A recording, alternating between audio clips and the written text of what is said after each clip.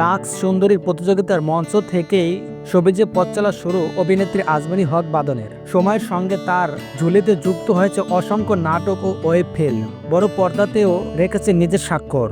অভিনয়ের স্বীকৃতিস্বরূপ অর্জন করেছেন জাতীয় চলচ্চিত্র পুরস্কার। তবে অভিনয় নয়, নিজের রূপ নিয়েও আলাদা করে চোখে পড়েন এই অভিনেত্রী। 40 বছর পেরিয়েও ভক্তদের মাঝে ছড়াচ্ছেন অনাবিল মুগ্ধতা।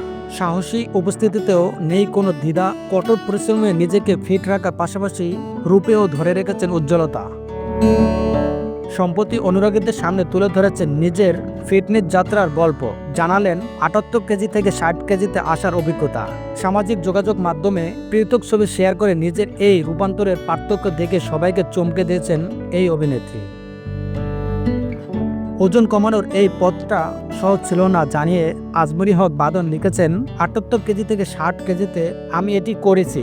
এই যাত্রা এত সহজ ছিল না। মানসিক স্বাস্থ্য সংগ্রাম, অস্বাস্থ্যকর অভ্যাস ও বংশগত কারণে ওজন বৃদ্ধিকে তুচ্ছ করার ফলস্বরূপ আমার ওজন বেড়েছিল। কিন্তু ঠিক চিকিৎসকের দিক নির্দেশনা এবং আত্মবিশ্বাসের জোরে আমি মাত্র 6 মাসে 18 কেজি ওজন কমাতে পেরেছি। এই অভিনেত্রী আরও জানান, তার সবচেয়ে বড় শক্তি ছিল তার মেয়েই তাকে শরীরচর্চা করতে এবং ফুড থেকে দূরে রাখতে এবং প্রতিদিন নিজেকে বিশ্বাস করতে অনুপ্রাণিত করেছেন। এটি শুধু ওজন কমানো নয়, এটি নিরাময় শক্তি এবং আত্মসম্মানেরও প্রতীক। এখনো এগিয়ে চলছি।